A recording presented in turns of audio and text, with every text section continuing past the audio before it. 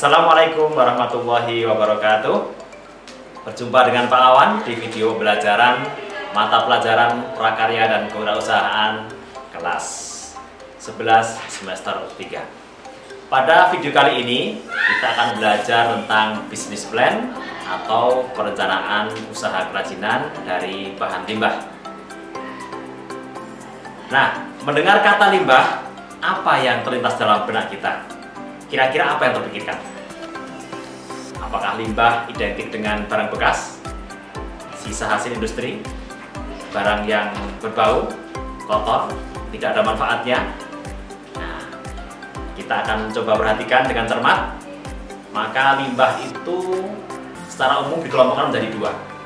Ada limbah organik, kemudian limbah anorganik.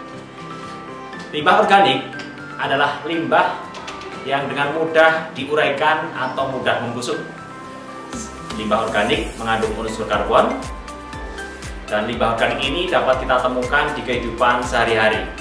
Misalnya kulit buah, sayuran, biji-bijian, atau barang-barang lain yang mudah busuk. Nah, ini disebut dengan limbah organik. Kemudian yang kedua, limbah anorganik. Apa itu limbah anorganik?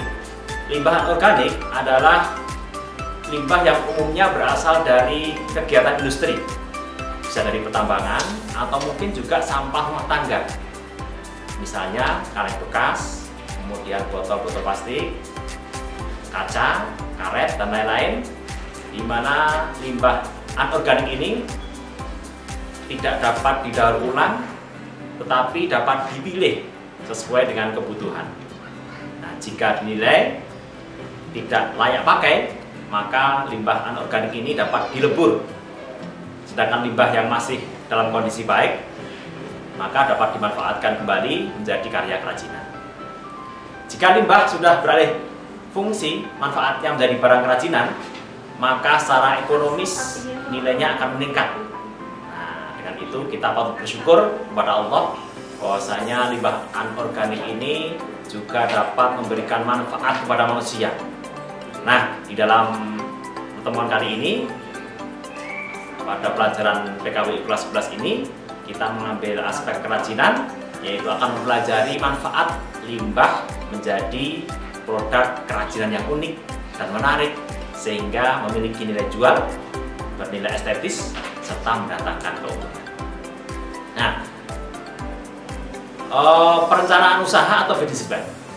Perencanaan usaha atau business plan produk kerajinan, tahap awal yang harus dimiliki oleh seorang wirausahawan, mereka harus bisa membuat analisis usaha, yaitu dengan analisis SWOT. Pernah mendengar ya analisis SWOT? SWOT adalah akronim dari S, yaitu strength. Strength yang berarti kekuatan, kemudian W adalah weakness, yang berarti kelemahan, kemudian O opportunities atau kesempatan, bisa juga diartikan peluang, kemudian T atau threat yang berarti ancaman. Nah, analisis ini adalah kajian terhadap lingkungan internal dan lingkungan eksternal seorang wirausahawan. Analisis internal menitik beratkan pada kekuatan dan kelemahan, sedangkan analisis eksternal untuk menggali dan mengidentifikasi gejala peluang dan ancaman yang mungkin berasal dari kompetitor, dari para pesaing. Itu merupakan aspek yang berasal dari eksternal. Nah, pada analisis SWOT dilakukan untuk mengetahui langkah-langkah apa saja yang harus dilakukan di dalam merintis dan mengembangkan produk usaha, serta menyusun langkah strategi pengembangan usaha. Di samping itu, seorang wirausahawan juga harus membuat analisis peluang usaha dengan cara melakukan analisis terhadap apa saja. Yang pertama, analisis kelayaan usaha, kemudian analisis kelayaan finansial, dan analisis persaingan pasar. Apa saja itu? Analisis kelayakan usaha. Analisis kelayaan usaha yaitu pada tahap penentuan kelayaan produk ini, wirausahawan harus mampu menjawab apakah produk kerajinan yang dihasilkan layak untuk dijual, berapa biaya yang harus dikeluarkan, serta mampukah produk kerajinan itu menghasilkan laba, maka untuk hal itu harus memperhatikan yang terkait dengan pertama, analisis teknisnya atau cara pembuatannya.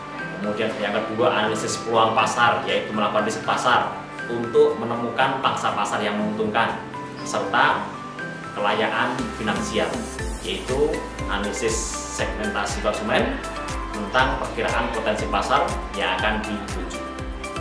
Nah, kemudian analisis kelayaan finansial merupakan landasan untuk menentukan sumber daya finansial yang diperlukan untuk kegiatan tertentu, sehingga sudah dapat ditentukan kebutuhan finansial untuk mingguan, untuk bulanan, dan bahkan kebutuhan finansial untuk tahun-tahun yang akan datang, sehingga nanti usahanya itu dapat berjalan dengan baik dan bertambah pesat tentunya. Kemudian analisis yang ketiga adalah analisis persaingan pasar, yaitu suatu produk usaha kerajinan tentu akan bersaing dengan produk lain yang serupa, sehingga diperlukan analisis persaingan usaha dalam rangka pengembangan dan peningkatan keberlangsungan usaha. Nah, setelah melakukan analisis, maka wirausahawan dapat mengembangkan ide dan menemukan peluang usaha yang tepat, sehingga mereka akan dapat memberikan dorongan dan kebebasan pada karyawannya agar mampu dan berani menghasilkan produk kerajinan, bahan limbah yang kreatif serta inovatif, sehingga mereka mampu bersaing untuk memenangkan persaingan usaha tersebut. Demikian pembahasan kita tentang analisis perencanaan usaha kerajinan bahan limbah. Semoga bermanfaat. Tetap semangat untuk menggali ide dan mencoba hal-hal baru yang penuh tantangan. Sampai jumpa di video pembelajaran berikutnya. Kita akhiri dengan hamdalah. Alhamdulillahirabbil alamin. Assalamualaikum warahmatullahi wabarakatuh.